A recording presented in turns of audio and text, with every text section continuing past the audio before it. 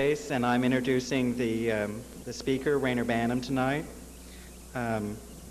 for Shelley Cappy, who can't be here this evening.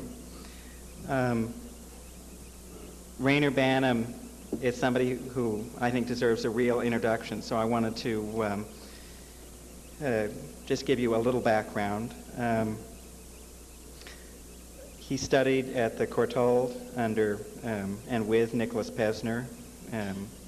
Did his doctorate in 1958. He's the author of, at this point, countless publications, including what's probably the best book of all time on Los Angeles, The Architecture of Four Ecologies.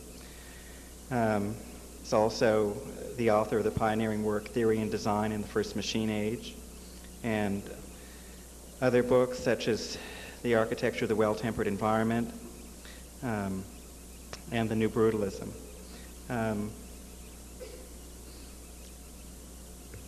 I think one of the extraordinary things about Reyner Banham is not only the breadth of his interests. He's written about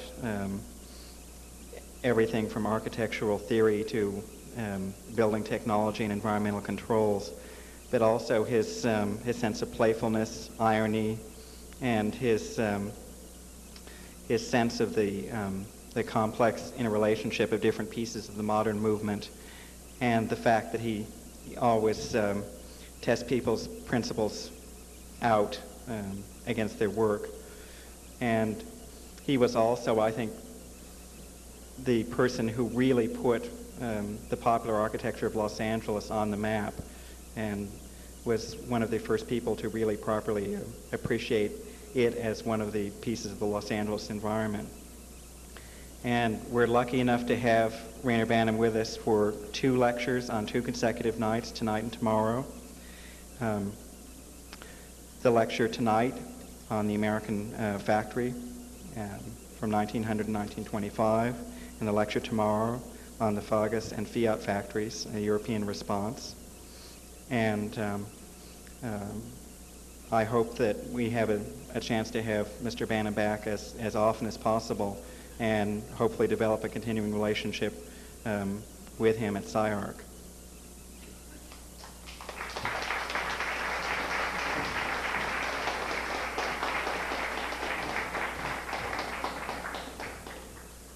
Good evening. It's nice to be back. It's nearly 10 years, I think, since in fact, last time I was here, there was no platform to speak from. They wheeled on an old searchlight chassis or something like that. But I think I came on speaking from somewhere out over there, sort of creaking into the middle of the space. People were hanging from the people used to have motorcycle saddles up in the structure here, and there were sort of people dangling up there like apes and so on. Doesn't look as if much has changed, except that with the new spotlight arrangements, you can't see the audience anymore. Oh, there you all are. What I'm talking about tonight and tomorrow is that curious and interesting phase at about the time of the First World War, when European architects suddenly discovered, not for the first or last time, suddenly discovered American non-architecture as they took it to be. That exciting moment. Can we have the first 2 slides on, please? That exciting moment when certain... What? So I just press the buttons, do I? Oh, we get one, but not necessarily the other. Now, which of these controls is which? Ah, that's the wrong one. Good. Let's try the other side again. I'm not getting any joy on the right-hand screen.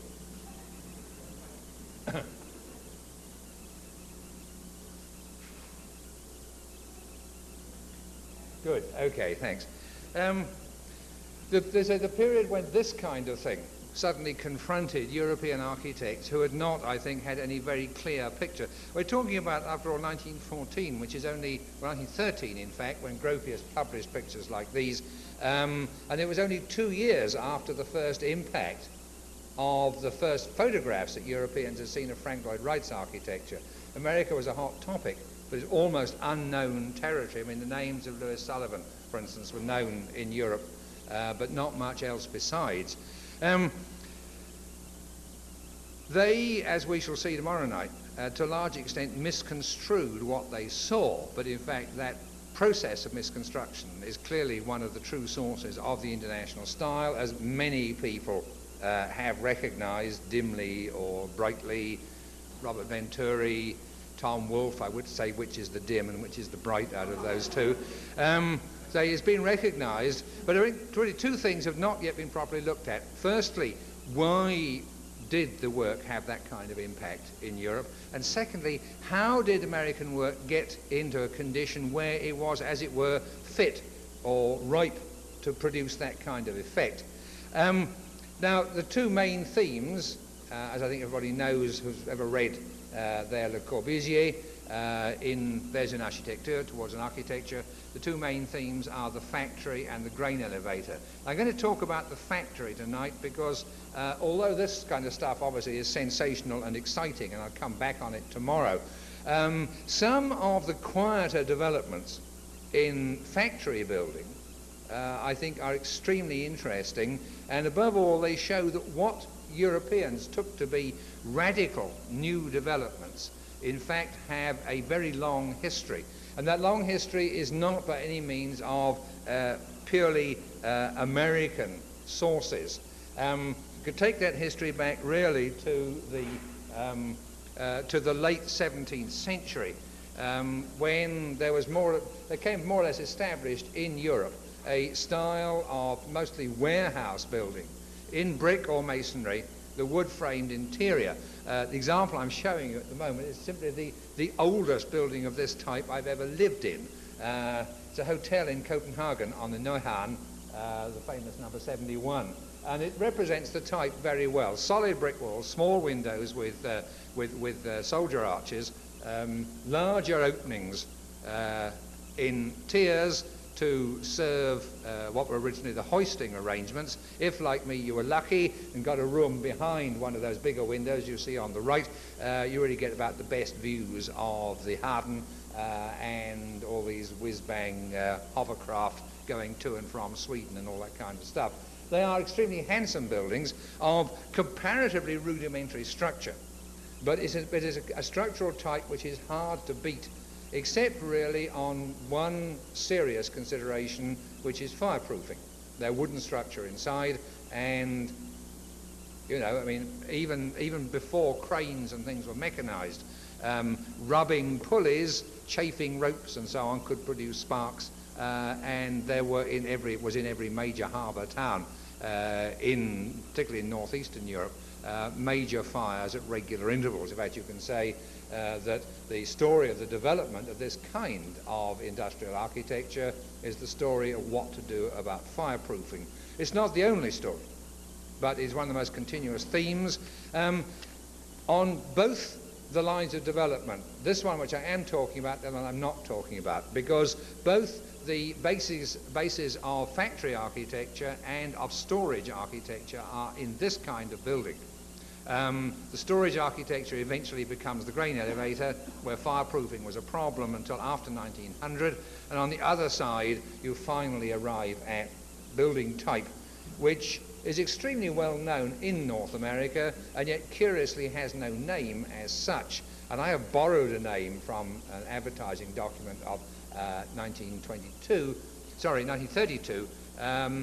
which is the daylight factory, to describe the particular architectural or structural animal that we are pursuing tonight. The basic type was capable of considerable refinement. These two interiors are on opposite sides of the world. They're basically the same building type exactly. The left is a small print shop in an old warehouse on Tooley Street in the London docks. I put it in chiefly to show you how supposing this magic implement will actually work, how the junction of the column to the beam is made there. And then there's fiendishly ingenious example from Brisbane in Australia over there, where a piece of I-beam on its side has been used as a kind of shoe which accepts the top of the upright column, but also accepts the ends of the two beams that join at that point. You can't see the windows of that one, you see the windows of this one, and the regular type of brick construction and shoulder arches continues. Now this has been one of the world's most persistent, or the northern hemisphere's at least, most persistent building types. It's enormously useful, it's enormously adaptable. When its useful life comes to an end, it becomes, in the United States, it gets filled up with boutiques, but that equally happens to it in Sydney, Australia. It becomes a visitor orientation centre in Lowell, Massachusetts, or somewhere like that. It becomes a commune. They're enormously adaptable buildings of an extremely unspecific nature, into which almost any industrial function can be fitted. And for that reason, there was for a long time no real pressure to specialise the type and to trim it to particular functions. But there is, under the pressure of normal profit-seeking economy, there is a development which I see mentioned in none of the literature on industrial architecture, which you can see something of here. These two phases of, I always tell you, Buffalo Weaving Company. They used to make horse harness when they were first built in the 1890s. They now make, by secret processes, those giant rubber zippers which are laid over the catapult tracks on American aircraft carriers.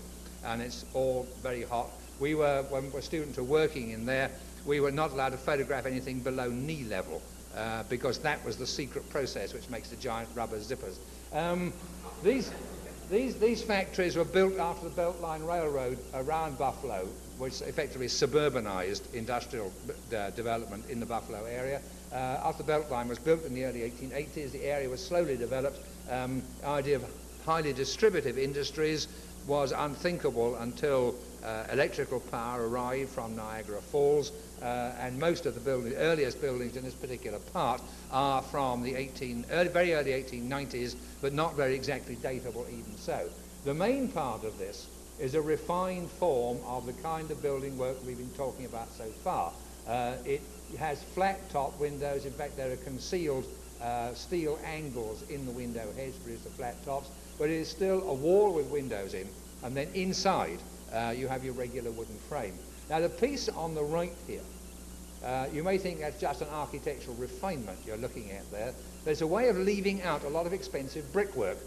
The building type is called, and I think again the name is not widely distributed, but it is known in New England, in the Mill Valleys. It's called a brick pier structure, and I think you can perfectly well see why. That is to say, the main carrying strength of the outer wall is in these brick pilasters. The space in between consists only of windows and quite thin panels of brickwork. You're able to reduce a massive load-carrying wall by about a fifth. That's not a huge gain, but it's probably worth fighting for. By about a fifth, you reduce the actual amount of brickwork in the wall. Now, the arrival at this format for the exterior walls, in fact, is the very first sign of frame construction appearing in American industrial architecture, other than pure wooden buildings. It's passed without comment, I think, because previous generations of architectural historians have been so obsessed with new materials, they haven't always noticed new concepts when they came up. We all know about the concrete frame and the steel frame and how they revolutionized architecture. As a student in Carbondale, Southern Illinois, once said to me after we had gone through most of the contents of theory and design in the first machine age, he said, "That's really very strange, Professor Banham, because he said, I was brought up to believe that modern architecture started in Chicago and was caused by the steel frame." You know, and that was his whole history of modern architecture. It's not altogether surprising. I think both American and European historians have been obsessed with the new materials, quote unquote, steel and concrete, and seen them, not unnaturally, as the main components of the frame. But you have to think your way into a frame mode of construction.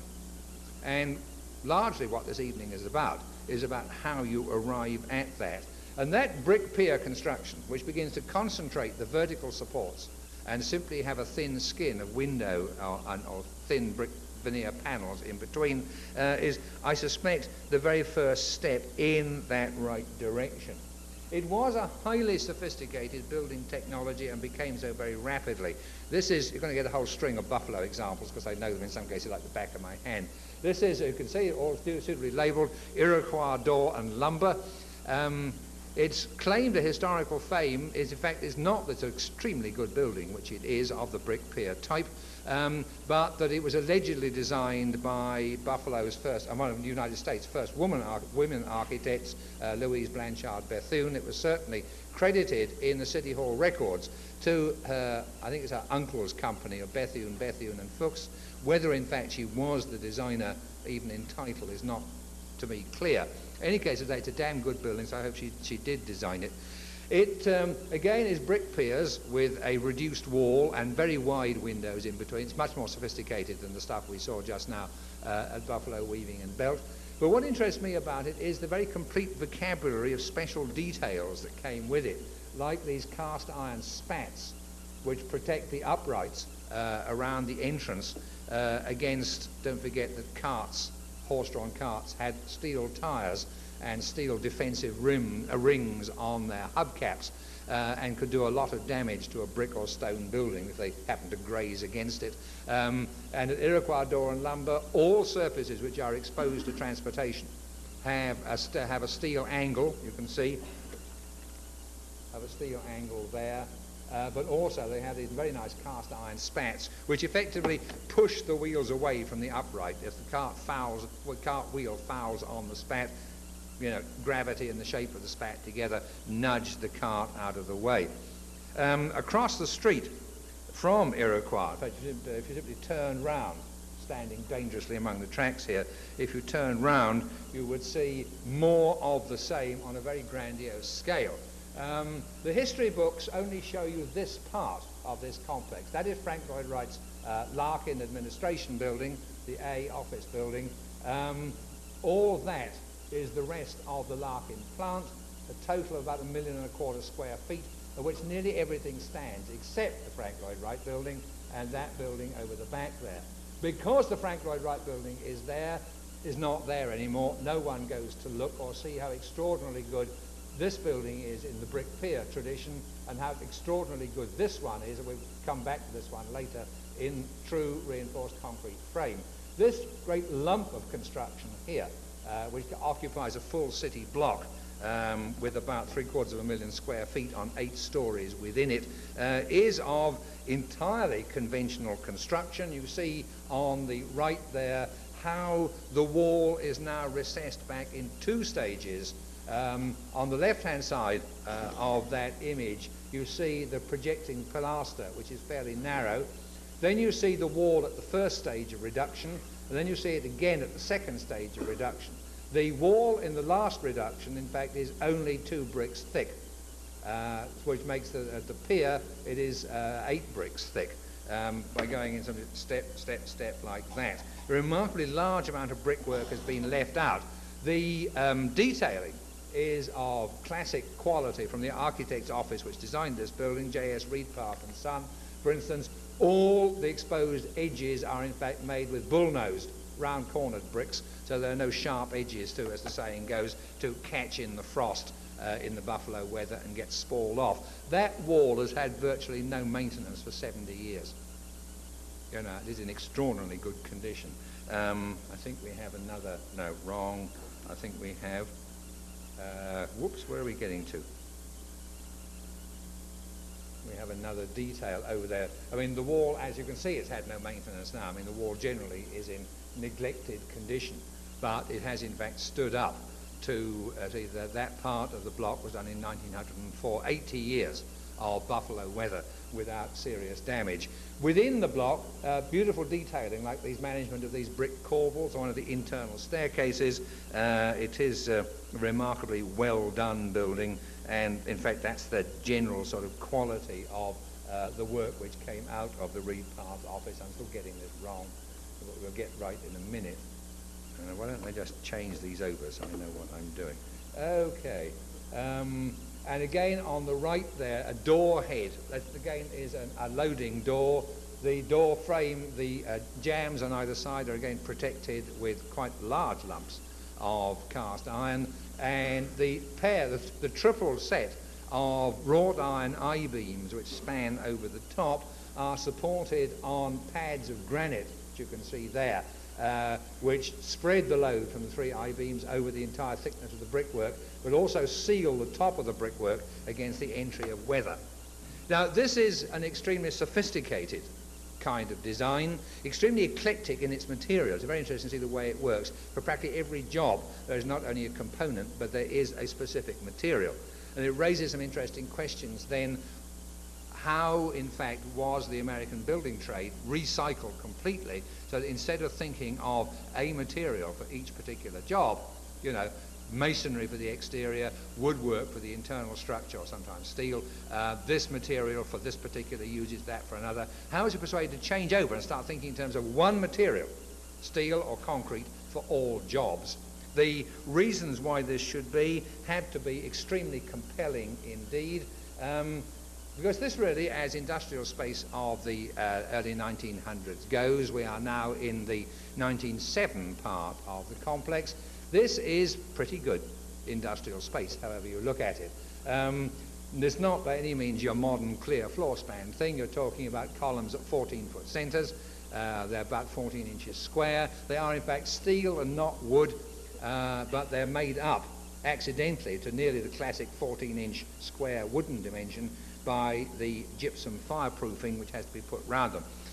Steel is a treacherous building material. It doesn't actually burn, but it misbehaves horribly when it gets hot.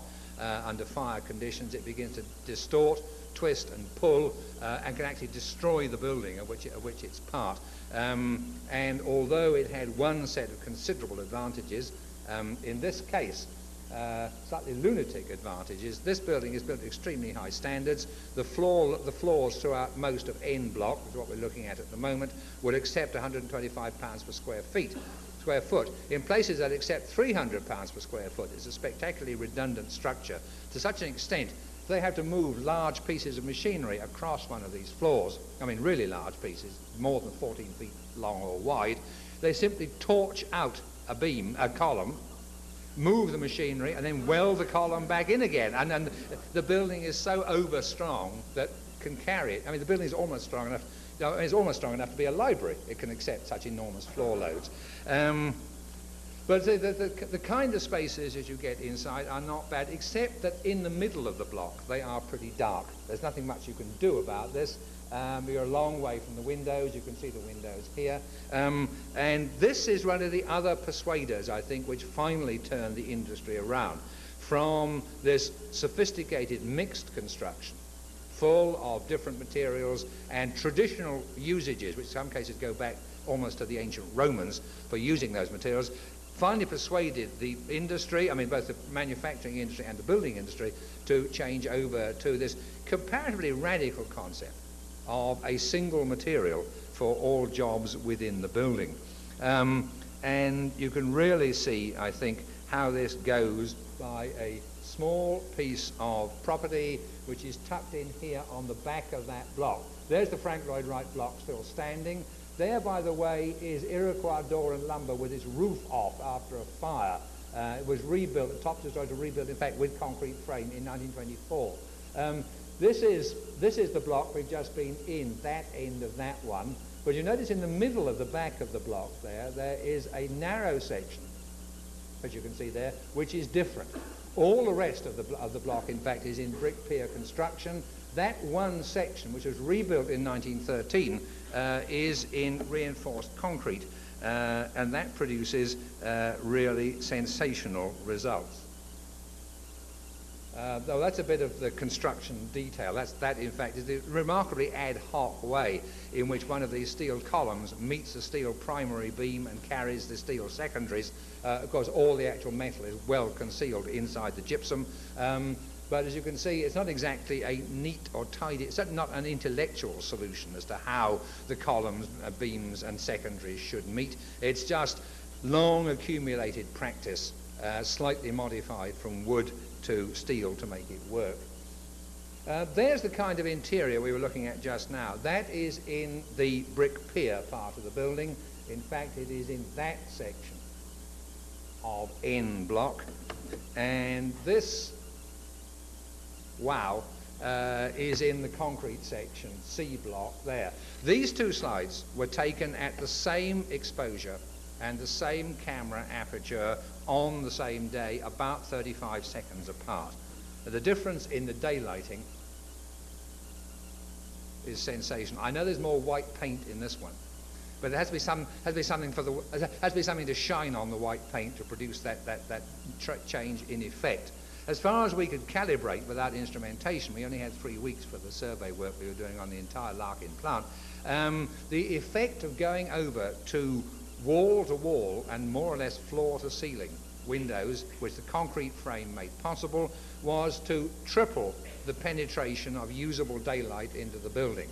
Whereas in the brick pier parts, usable daylight extends about 1 bay only back into the building. In C block, it extends effectively 3 bays back into the building. I mean, this is coarse classificatory technique, if you like, but the students were as astounded by the differences I was. It is a point which you can no longer make. An outbreak of what I think is best called POMO energy consciousness has caused every one of those squares in the frame to be bricked in with these little skinny winny windows here, which I think get a subsidy from New York state tax or something like that. But the 2 photographs I've taken will never be taken again, and for the book we're going to have to reproduce from my slides and hope for the best. As I say, those particular shots I took, which demonstrate, I think, more brilliantly than anywhere else I've seen, the gain in daylighting which was achieved by going over to concrete from brick pier construction. You know, those two shots can never be taken again. It was to me a great shock to come round the back of the building in '82 and see what had happened. Or in fact, I knew a couple of other buildings of a similar type in Buffalo which had been redone in the same way.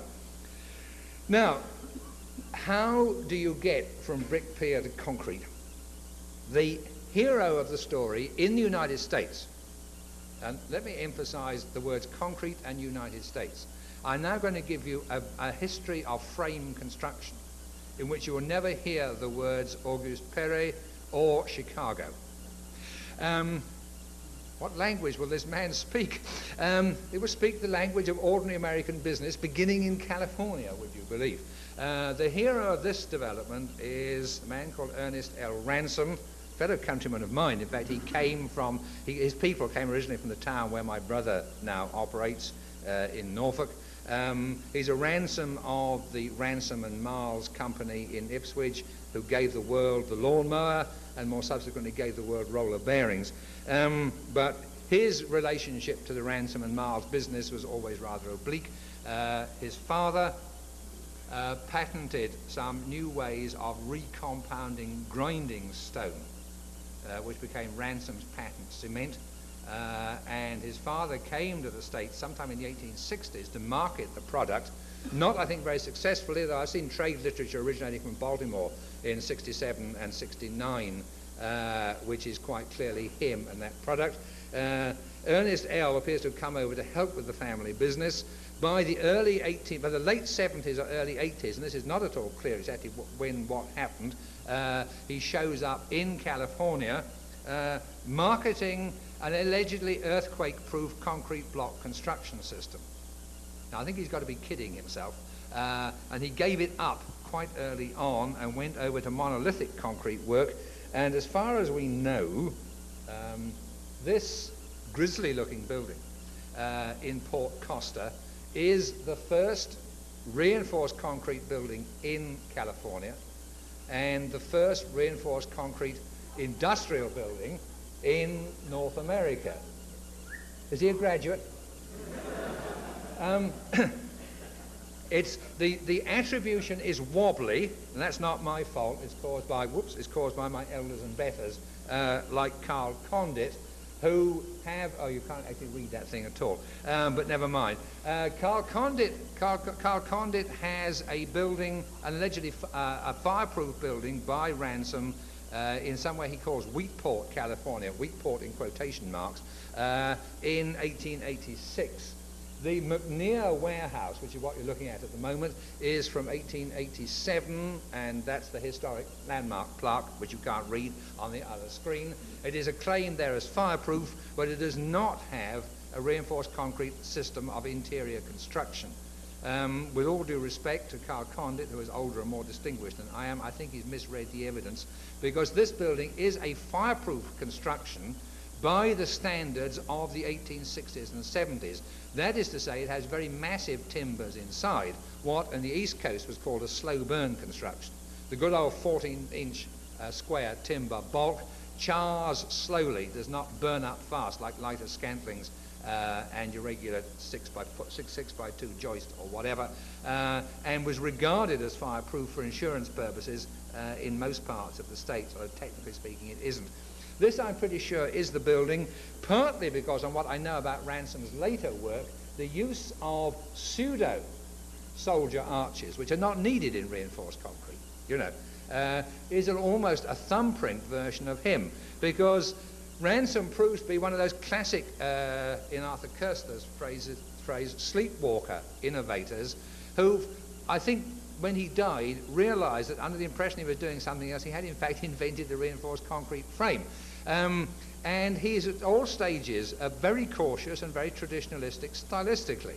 And since the kind of warehouses which his concrete work is replacing had segmental arch tops to the windows, then his have segmental arch tops to the windows. But I suppose because everybody in California knew that warehouses had segmentally arched top windows, etc., etc., etc. But he always proceeds extremely cautiously, and his biggest breakthrough, which is in fact on the East Coast, not this side of the country, has again the same kind of very nearly fumbled quality about it. One other thing I should say is that the only Ransom buildings other than this which appear to survive in California do have landmark status. They are the two small underpass bridges of the same year as this, 87, in Golden Gate Park in San Francisco, which are the two first reinforced concrete bridges in the United States, and therefore among the first 4 reinforced concrete bridges in the whole world. Ransom's status as one of the great pioneers in concrete is assured. He is in every book. He is in every book, chiefly because he accumulated patents at a rate which are a great credit to his acumen as a business person, and of course have left behind a solid load, L-O-D-E, load of documents which boring type architectural historians can mine through and set their students to work doing PhDs on and so on, but no one goes and looks at, you pardon the expression, the bloody buildings.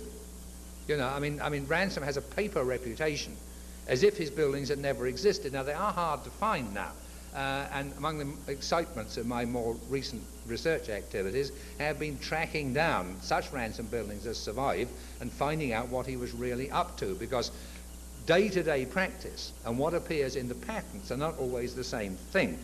The crucial building in the whole of his career is the Pacific Coast Borax Works at Bayonne in New Jersey. Pacific Coast Borax were a San Francisco company. In fact, they shipped out the stuff that the 20 mule teams have been dragging out of Death Valley.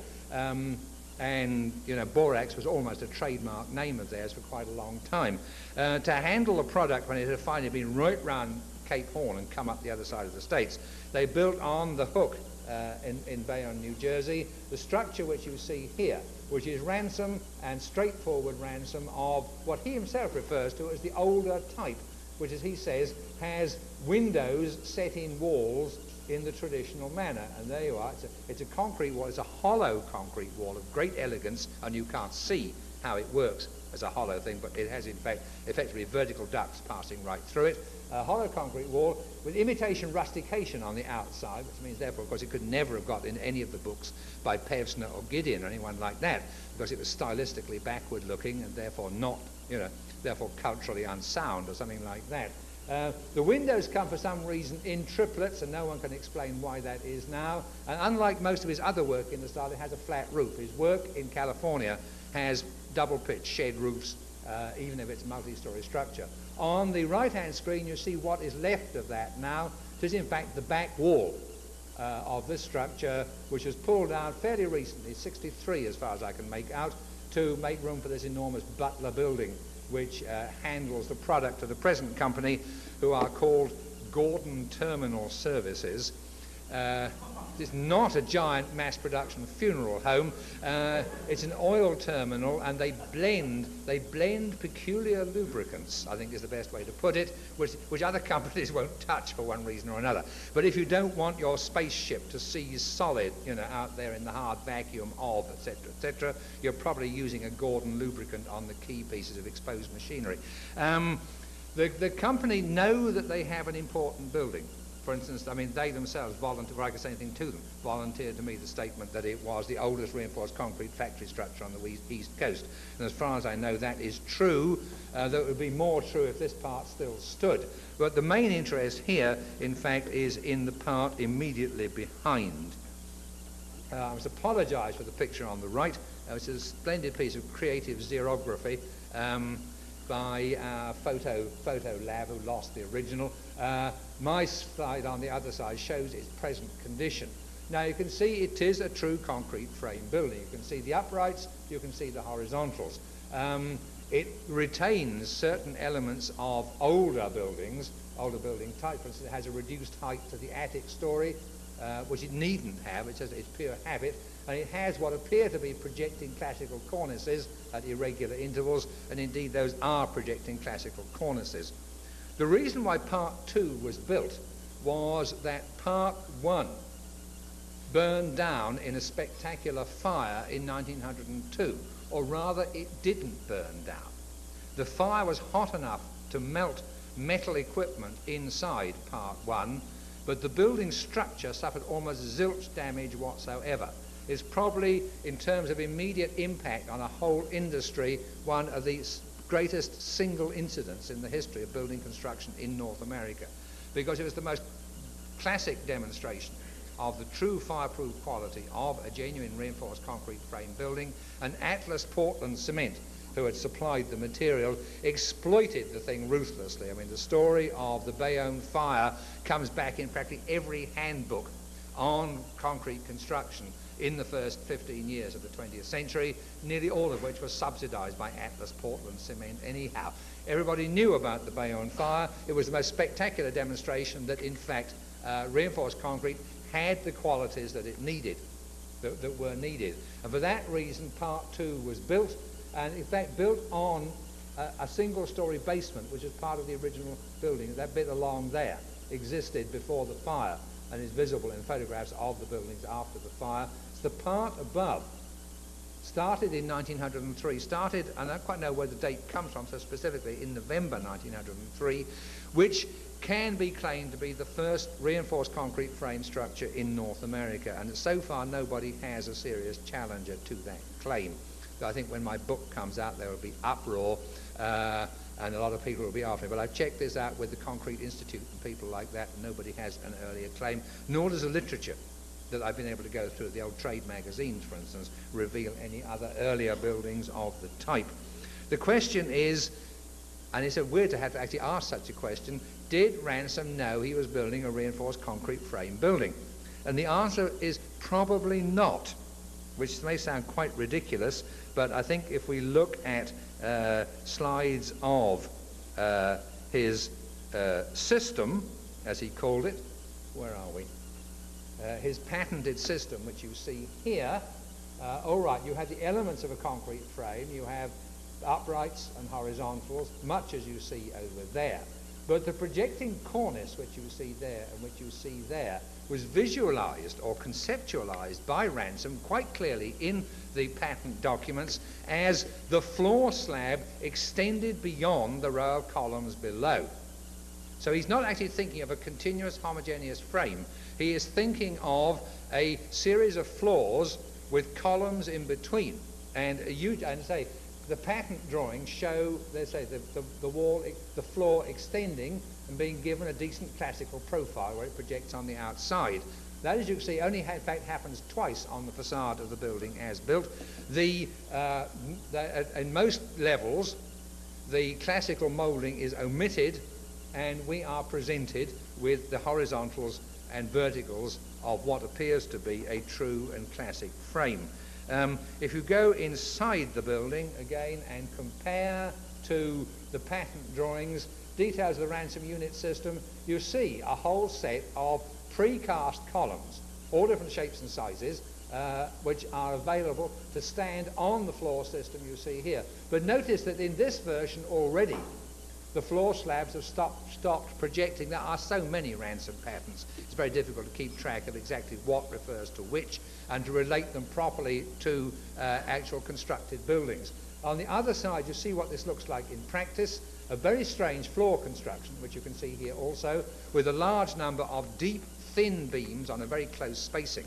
It's almost like a box grid structure with primary columns, primary beams running through it, but only every other run of primary beams is actually supported by columns, but there the primary beams are doubled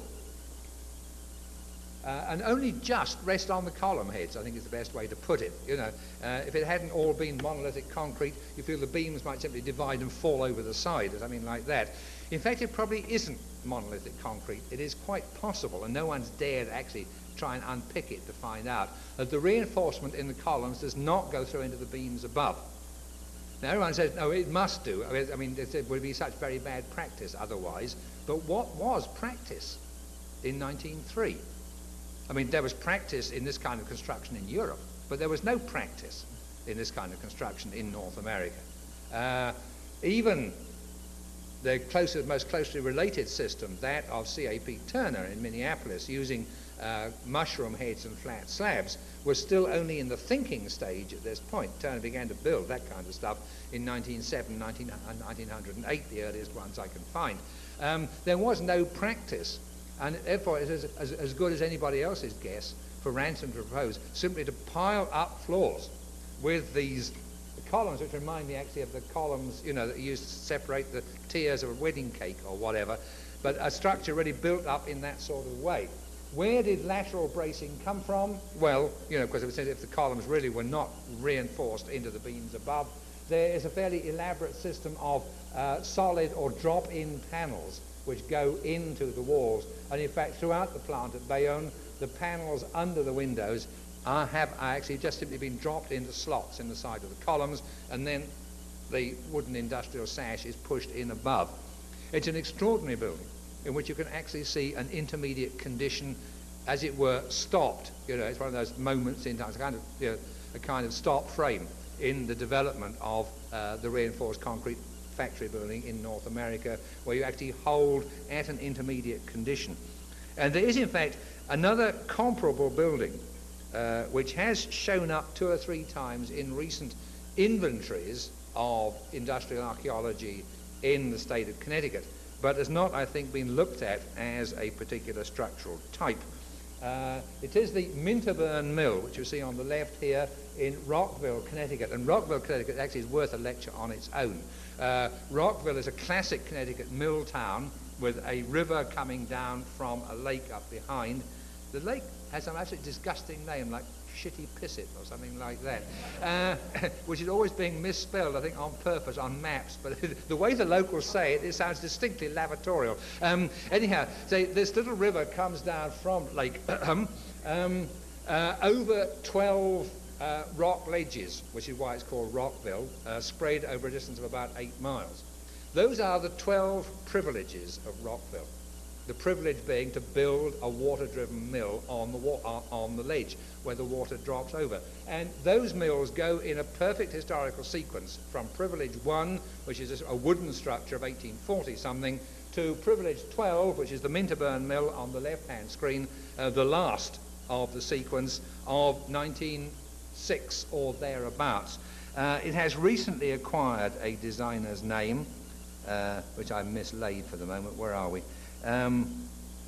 Charles Makepeace, who was a respectable engineer in New York and Connecticut at the period. Very little else is known about him. The building on the right is a regular late brick pier constructed building of, I think, probably the same year, the old Underwood typewriter plant in Bridgeport, Connecticut. That is your regular brick pier with steel heads and, in fact, and a wooden interior construction. This is reinforced concrete. It is a true reinforced concrete frame, but it's treated as if it was a brick pier wall. In fact, the actual piers have rustication grooves on them to carry the theme through. And if you look at the way the tops of the window heads are handled here, and you can see the rustication grooves there, and compare with regular brick pier construction, all right, you get rather pretty corbelling in that example in Buffalo, New York over there, which I suppose wasn't worth doing in reinforced concrete. But the way of handling the space over the tops of the windows is almost identical. That's another slide over there, another shot which will never be taken again. That building blew apart in a major propane explosion 15 months ago, destroying an adjoining church and 15 houses. So that building was in fact already a dead loss to industrial archaeology in the days when I knew it. Because I am talking about an endangered species, quite obviously. I think it's quite possible, for instance, that the Gordon terminal installation in Bayonne, New Jersey, will not be there by the end of next year. So one is to some extent running round. It's rather like Jacques Cousteau arriving just in the nick of the time, to save or observe some endangered whale or something like that. They began to feel I was rapidly becoming the Jacques Cousteau of industrial archaeology, arriving just in time to record a particular window head before it exploded or something like that. But I have a horrible feeling the curse of Banham may now extend to the Fiat factory in Turin, which I'll talk about tomorrow.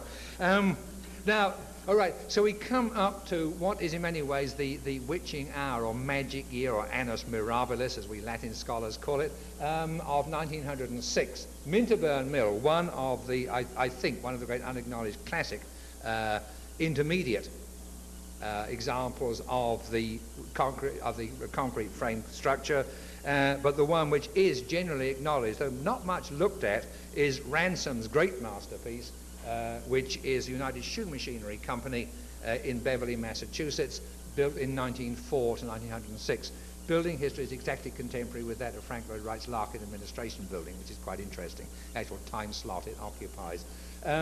This building has a quite disproportionate position in the studies that I'm doing for two reasons. Firstly, it is Ransom's largest work ever, largest surviving work, thank goodness, and it will probably stand for a long time because United Shoe keep finding new uses for it, and it is loved. It is really loved by the people who have to maintain it and so forth. I've got to know the works engineer quite a bit, and he really is seeing to it that the building survives. It is also a national landmark and a few things like that. Its other interest is that the money to build Walter Gropius's Fargus factory came from United Shoe Machinery.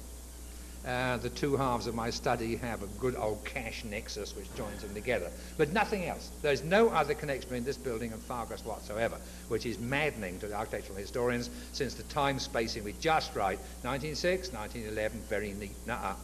No connection whatsoever. Gropius's employer, Carl Benscheidt, was not back. In fact, well, it's another whole story going into tomorrow. But if you think, for instance, the Fargus factory is designed by Walter Gropius, you have a shock coming for you tomorrow night. Watch this space. Stay tuned to this podium. The worst is yet to come. This is a fantastic building. It is 100% Ransom, as I now read the man. It has residual cornices and little bit tricky bits of classical detailing. It has his soldier arched windows on the ground floor, as you can see, but above the ground floor you are looking at a true and sophisticated reinforced concrete frame, which can be compared, and I'm not going to do it with slides, can be compared in quality and in sheer competence of design with anything that was being done in Europe by Auguste Perret, Freycinet, or anybody else at that time. It is a spectacularly good piece of work. Here is detailing of the facade. I mean, the surviving classical details are minimal, but they're there and they're real. You're looking at a man who, when he is trying hard, at this Portland Cement, we're subsidizing this operation as a demonstration structure, when he's trying really hard, when he's doing what he believes to be architecture and serious, backs up into classicism like everybody else before and since. You'll notice, you get the... we are getting image of sorts. You get the shoulder arch windows there. Those are not Gothic buttresses, by the way, which I'm afraid is how Ada Louise Huxtable interpreted them in her pioneering article on this in the early 50s, 54, a very early piece of Ada Louise when she was working on the history of reinforced concrete in the United States. She thought they were an architect's, the Gothic buttresses an architect's fancy. They are in fact ventilator ducts, which is why they taper off at each floor as the amount of rising air is reduced. They're not very serious ventilating ducts, but you will find them on a fair number of this type of factory in this period. As I say, it's an extraordinarily sophisticated building, and its classicism is for real. I mean, here's in fact the deliveries courtyard, I think is the best way to describe it. And I was on this patch of grass. This is how I came to meet the works engineer.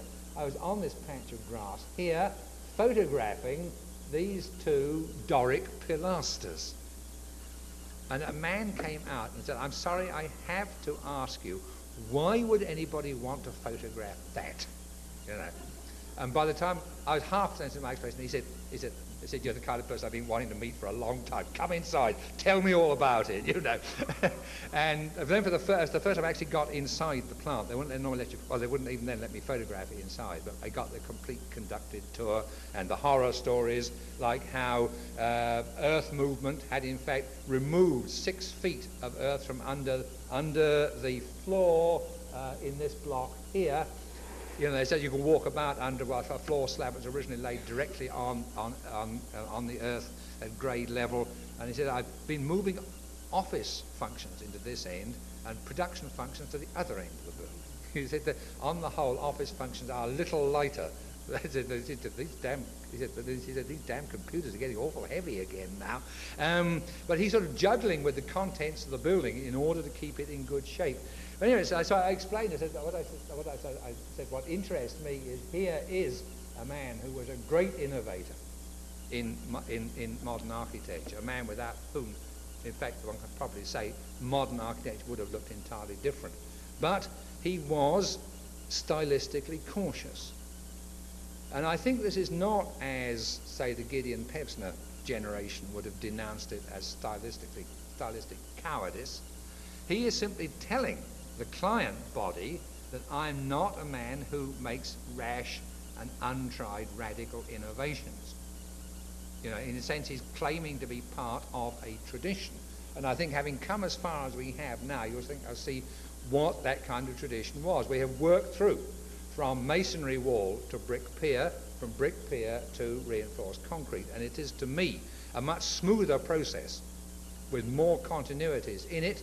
And this, for me, is a discovery. I mean, there are two kinds of historians. Those look for continuity and those look for radical innovations. I'm a radical innovations type, but here I find myself confronted with a situation where the presence of real continuities, previously denied almost in the literature, do come right through the whole process. I think you can get here in a fairly steady progression from the building in Copenhagen with which I started, if only because, like the building in Copenhagen, this still has soldier arches over the windows. I say they are structurally completely unnecessary. You don't have to do that in reinforced concrete, but he does. Now, the other thing that happened in 1906 is that over in Detroit, Albert Kahn of Detroit finally sort of pulled the flush on the tradition. The break comes with Albert Kahn. Not that Kahn invented out of the blue the reinforced concrete frame, but that he threw away the architecture which had previously accompanied it, I think is a way to put it. The old Packard plant at Detroit is a very strange place to be in. Oh, sorry, one last little bit of Beverly, Massachusetts. The small service block at the back is made of the same components as the main structure, as you can see, but by halving the floor heights, you get something that looks suspiciously like modern architecture. It's still got cornices on. Think away the cornice, or wipe them out in the photograph, as Corbusier did to embarrassing details on grain elevators to make them look more modern. Think away the cornice, and you've virtually got the kind of building that Tom Wolfe complains about, because he claims it came from socialist architecture in Middle Europe. which shows how very, very little Tom Wolfe actually knows about what he's talking about in this particular instance. You know, but think away the cornices. You have exactly the kind of building which provoked Tom Wolfe's jibe. Who was it decreed that every child should go to school in a building that looks like, what was it, a copier replacement parts store? You know, I mean, this is the point at which that, in a sense, that connection is made. Here is an industrial architecture of almost purely industrial background, which was, over the process of the next 30 years or so, to be recycled as a universal architecture for all conceivable human purposes. Rightly or wrongly, that's what happened. But the other thing is that, I say, think away the cornices. Albert Kahn of Detroit threw away the cornices. This is inside the Packard plant on a wet public holiday. I make this point because there was nobody about. And talk about the townscape of 1984. You know, it was a dark and gloomy day. There weren't even packs of mangy dogs snuffling around, anything like that. It was a lost landscape. You know, it's like that bit in the in your favourite childhood science fiction story, which starts with the lieutenant pointing out at the radome and saying, "Great space captain, there must be intelligent life down there." Because you can see this kind of fossilized city. This is the fossilized city. You know, the old Packard plant, abandoned, 25 years now? It's now an industrial park, quote unquote. In other words, you can rent space and break the windows, which seems to be what most people do. But it's a landscape of which, say, any Italian futurist would have been proud of, flying glass bridges going across and things like that. And it is all made out of pure, not just pure reason, but the pure rationality of American commerce. The triumph of Albert Kahn was to realize that there were places where you didn't have to bother doing architecture. On the outside, facing Grand Boulevard in Detroit, you actually have, as you can see, vaguely pilaster-looking things and vaguely classicizing-looking doorways. There's quite a nice Pomo doorway there, would pass muster in a number of architecture schools I could think of nowadays. They pass almost without notice. We're talking 1906 again. But back inside, where people can't see, only the workforce are going to see this stuff inside, omit architecture. Just put up what is needed to sustain the work floors and to keep the weather out. And it is at building number 10, which is this one here, that Albert Kahn achieved this total null point of architectural aspiration and inspiration. It is an important building. However you look at it, it is the key building in Grant Hildebrand's professional biography of Albert Kahn, and rightly so, I think, because it was Kahn who finally did what Ransom could not do. Kahn could give up the last of the old world virtues and graces if the traffic wouldn't bear them, or if the traffic could be made not to bear them. Out the front, where the people can see it, all right, do architecture. Around the back, where nobody sees it, don't bother with architecture. Just put up the structure. And so you get the pure grid of horizontals and verticals. It's an extremely grisly and unpleasant building indeed. It doesn't even have sort of the virtues of its bloody mindedness to look at. It's a mean piece of building. No, it really is. It's a nasty, cheapo piece of construction. Like I say, it is not human reason as such, but the rationality of the ledger, whatever the phrase is, which dominates here.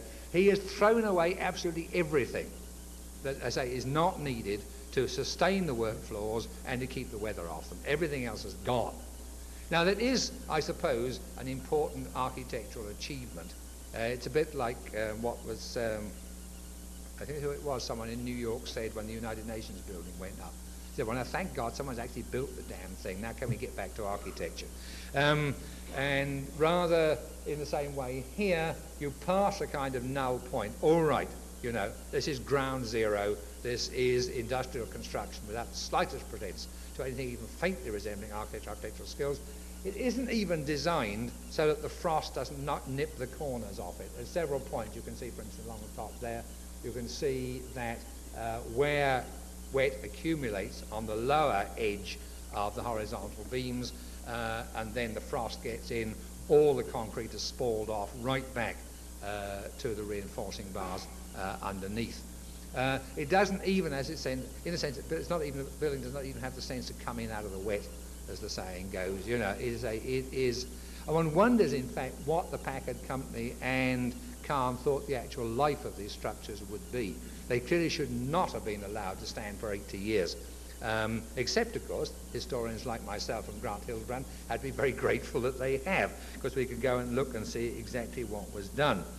But having achieved this, Kahn could then go on in this curiously schizophrenic way, because quite often front and back of the same building will be in different styles for this kind of reason, could go on and really push on to what is, I suppose, historically the most important of all reinforced concrete industrial structures in North America. That is to say, the Ford Highland Park plant of 1909-1910, the old shop, as the Ford Company calls it, and this is one of Walter Gropius's illustrations of it, published in 1913, an illustration which I think he got directly from Kahn's office.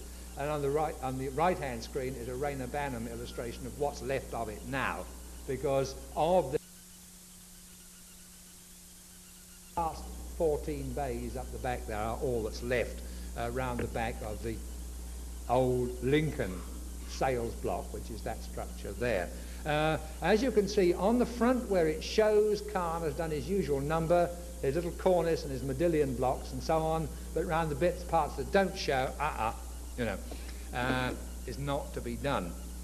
Now, what to me was very interesting is that in the immediately succeeding phase, from 1910 onwards, certain good and serious men from Boston, I think is the right way to put it, and if they came from Boston, they'd have to be both good and serious, wouldn't they, managed to put architecture back into the exposed concrete frame. There are a scattering of distinguished buildings around the United States where you can see this. I'm going to concentrate on the other piece of the Larkin spread, which I mentioned to you earlier on, which to my mind is not only the best preserved, probably the very best detailed of all such buildings. This is the Larkin Rst Warehouse, which you see here. These funny letter names on the Larkin buildings are in fact fire insurance fictions. In order to keep premiums within reasonable things, this building was conceived as being three allegedly separate fireproof structures, R, S, and T. In fact, they are the last buildings that the Larkin Company built. This one back here, in case you're wondering, is P building, and there never was a Q building. Anyway, so the RST building, which you'll see again at the far end. There, the dark one is P, and RST is the one beyond it. Now, it's a building of considerable size. It's pushing 700 feet long. In fact, and it's 10 stories high. It's a whopper, it really is. It served very special functions for the company. This is part of its long elevation, as you can see here. The end elevation is crucial. The two very large doors each could admit two freight cars side by side. 4 sets of tracks run right through the building from end to end. You can see them leading into it here. So this rather handsome narrow, wide, etc. Spacing of the bays on the end, something of which Alberti would have been proud, I'm sure, arises strictly from the functional requirements of a building whose function was packaging and handling.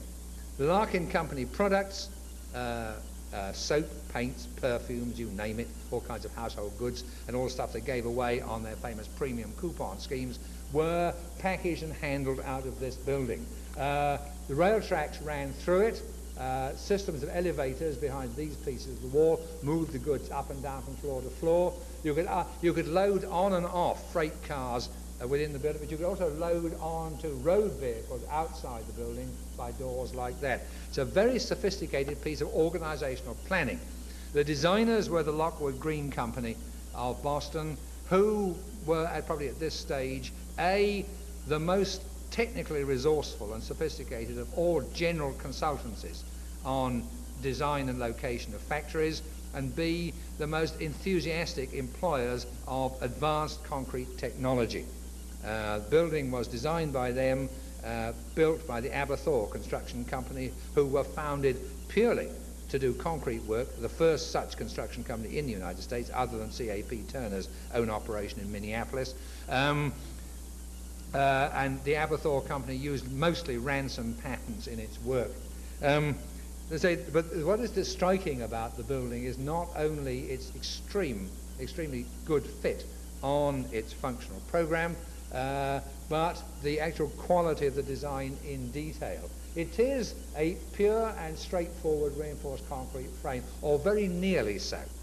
Where it differs from the examples you've seen so far is that, in a sense, recalling brick pier construction, it recesses the horizontals slightly behind the face of the verticals, which immediately gives to the facade an animation which is not there in Kahn's much drearier work. And it's not, simply an architectural device.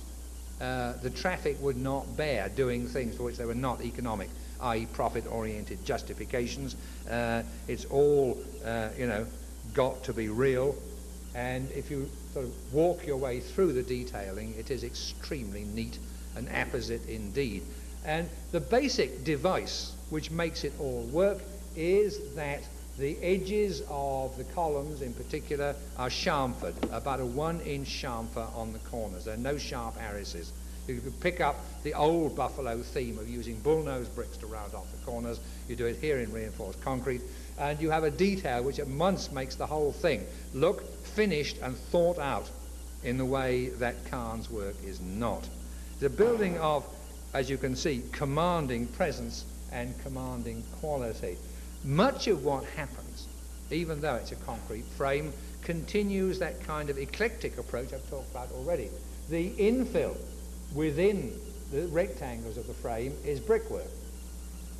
The edges of the doors are defended by steel angles. We have a steel bash bar at the bottom here for the trucks to back into, and another steel bash bar at the top, so that if people suddenly open the tailgate on the truck, they don't destroy brickwork or concrete. And you can just see up there the drainage scupper. One appears in every bay, so that the floors inside can be washed, hosed down, and the garbage goes out to the scuppers on the outside. Notice that the drainage scupper occurs always exactly in the middle of the bay, and the numbers over the doors come exactly in the middle of the bay. It may be obvious, well, where else could you put them? In one bay you can't see here, an interesting little conflict of interest. The number is not directly over the centre of the door, because that's where the burglar alarm is. If anyone can tell me why a burglar alarm has to be exactly centred over a door, I will in fact put a footnote to that effect in my book. I cannot see what's going on there at all. But burglar alarm goes, as burglar alarms always do in commercial installation, goes slap exactly over the centre of the door, and the number is displaced 9 inches to one side. It's a one break in an otherwise perfect system that runs right through the whole building. I say perfect system, and I think of Mies van der Rohe as I say it. Most of the people I know who go completely guerrilla when they see this building are people from the rationalist or Mies van der Rohe frame of mind, because they see, as it were, a primitive version, if you like, of Mies van der Rohe's thinking, but you do not see a building which is primitive in its detailing. There is nothing intermediate or tentative about a single object, device, or anything on this building. You're talking about something built at great speed. In 1910 and 1911, construction photographs survived from the period. It's a 6-month building campaign only that put this thing up, and much of it was during the Buffalo winter, which again suggests very good organisation and a very highly sophisticated building task force, or whatever you call it, that did it. But one senses, I've already dragged Alberti's name into this argument, one senses again here the continuation of something like a classical or neoclassical attitude of mind. The links between neoclassicism and rationalism in architecture are extremely close, both in time and in terms of what you might call, I think, shared theorists, like Lodoli, for instance, in Italy. And it keeps coming back.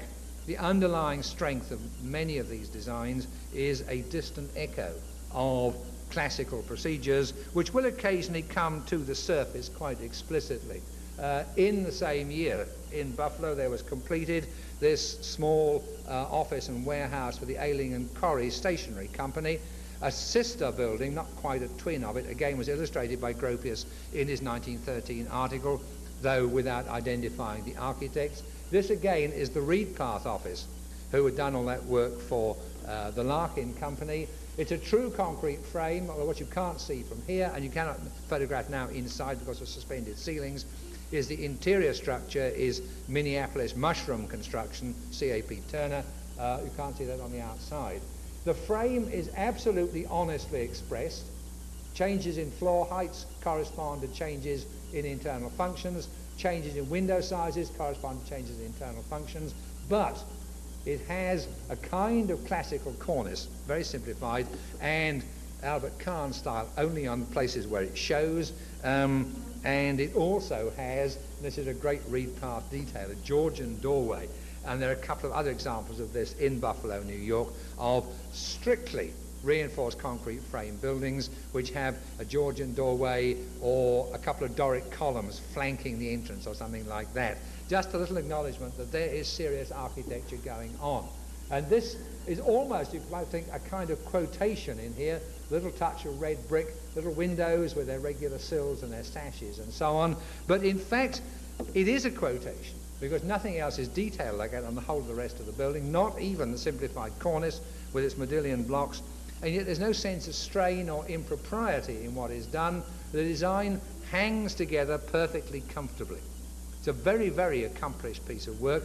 Thank goodness it will survive, although its windows on the ground and first floor, the office floors, its windows have also gone over to Pomo slits, although the use of brown paint between the slit windows has managed to retain the sense of it being a large opening. And perhaps the most sophisticated building of all that I know in this particular category, and this building, a building which is in fact where my recent studies actually began, is Bethune Hall in the State University of New York at Buffalo, New York, place where I taught for 3.5 hair-raising years, though not only the first year in this excellent, excellent building. It's Lockwood Green again, from Boston. It was built, finished in 1917 for the old Buffalo Meter Company. It had the usual vicissitudes of any industrial operation in Buffalo. The university picked it up in the early 70s. The architecture school moved into the first 2 floors, and the art school moved into the 2 upper floors. It is a true frame. It's unusual in that it has an even number of bays on the front here, but you get a column in the middle of the facade, and you can see that column line running back through the plan. That is an unfairly confused plan, the only one I have, which shows various special fireproof installations in the basement which do not occur on the other floors. On the other floors, the only interruption to the pure rectangle of the plan is this strip of concentrated services, toilets, staircases, elevators, fuse rooms and things like that, runs through the middle and brings you down to the entrance, which is down there.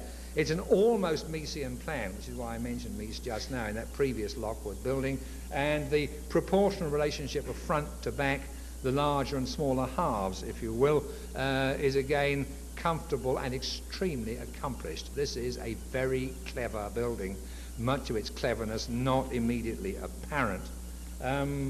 Its glazing is fairly highly developed version of regular steel sash. You get to see here the frame, as at Larkin RST, has the columns standing well proud of the horizontals and the brick infill panels. The window spaces are gigantic, as you can see. Shot over here, taken inside, not in my room, the other side of the building, but it has a similar window. For some reason, the faculty offices were only in rooms which had the wrong window type. The balance sashes here are fine, and when they're closed, they're closed. The hopper sashes that you see on the other side fall open in blizzards, and fall open with such violence that they break their restraint chains and fall right down like that. So they break the window below as well, and you come in the morning and your room is full of snow, you know. Well, I mean, that's a detail that went wrong. But look at the shear bracket up here, which relates the internal structure, which is a flat floor slab, to the exterior wall. Now, as an oddity, or is it an oddity about this building, which is that the internal structural system is different to the outside wall. There is nothing structurally or economically illogical about that. It would really only offend a European intellectual, that the internal column should be octagonal and the external one should be square. If you think back in terms of the tradition I've been talking about this evening, then it fits up perfectly well. The exterior wall is different from what happens inside. A column in the exterior wall is doing different jobs to the columns which are comfortably and snugly on the inside of the building. They're exposed to the weather on one side. They are asymmetrically loaded. They only have to pick up floor loads on 3 or possibly even 2 sides if they're a corner column, and so on and so forth.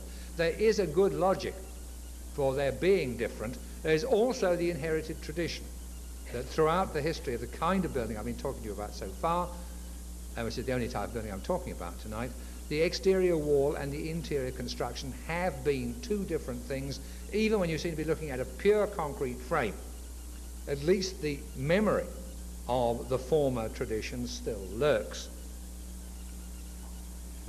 Interesting things happen at the corner. As you can see, there is decoration, tut-tut, at the corner, something between a very simplified Louis Sullivan and primitive Art Deco. I'm not quite sure what it is. The building has a cornice. The cornice is very ingeniously designed to throw off rainwater clear of the facade below. Good thinking. But the cornice does have a very slight classical profile. But more than that, the corner is treated with a double re-entrant, as you can see, which repeats also on the corner of the cornice. The building therefore occupies a position halfway between Bramante and Mies van der Rohe.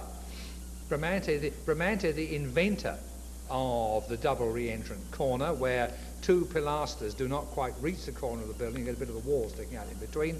Mies van der Rohe, who was to re-sophisticate the whole thing in steel sections and I-beams in his buildings at IIT. So you can begin to see other continuities of this former industrial tradition or whatever. Where this building, I think, is conspicuously different is the kind of effect the interior makes. The interior columns are of a curious and I think unique type. They are octagonal in section and they are flared, almost, dare I say it, like an Egyptian lotus capital at the top.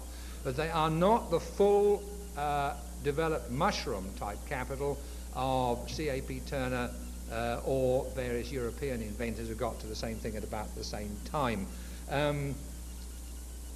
There is still, however, a true flat slab and mushroom capital construction. There are no beams on the underside of the floors. You can see the pattern of the plank work there, for instance. There are no beams on the underside of the floor. It's a true flat slab and mushroom construction.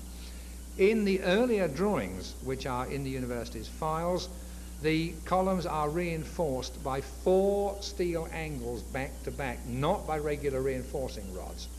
And indeed, the internal reinforcing, and maybe I should have brought this slide but decided not to, internal reinforcing of the columns of the Larkin Rst building is not, again, by conventional reinforcing rods, but by a complete steel lattice, which would be structurally self-supporting without the building, was put up in riveted up 2-story sections, lifted up in position, dropped into position, bolted onto the reinforcing below, and then the concrete work follows up round it. You are still effectively talking about intermediate structures here. Final as-built version of Bethune Hall, named after Louise Blanchard Bethune, I was talking about before, the final as-built version of Bethune Hall does in fact have a regular ring of reinforcing rods with a spiral rod wrapped around the outside in a fairly conventional manner, which ultimately comes from the French Monnier system, which had been available in the United States since the middle of the 1890s through an agency in Chicago. But again, I mean, this is to emphasize the business that the internal columns are quite different to the external columns. What you can't yet see is what those internal columns and all the rest of the vocabulary which had now been evolved via reinforced concrete out of the former tradition, what it could deliver in terms of an interior space. This is what happens when you finally put together the whole package. The wider spans, 18 feet between columns here, of advanced reinforced concrete construction. The large windows of the daylight factory, the newly established daylight factory tradition, give the whole thing a bit of a scrub, lay some decent lino, and you have, that in fact is the room being set up for commencement exercises in 77. You have an extraordinarily elegant kind of interior, which is so obviously appropriate to an architecture school that you will not be surprised to hear that the mad dean of the school transferred it to another building on the campus, which was totally inadequate and uncomfortable, but was a little nearer the seats of power. That's deans for you, of course. That's the kind of thing that deans are supposed to do. But the year that we spent, the last year that the school spent, the only year I spent in this building, was to me literally an eye-opener of just how good had become, by 1917, the kind of American, more or less vernacular industrial construction which was to become the basis of the American inspirations of the European international style, what I shall be talking about tomorrow night. Thank you very much.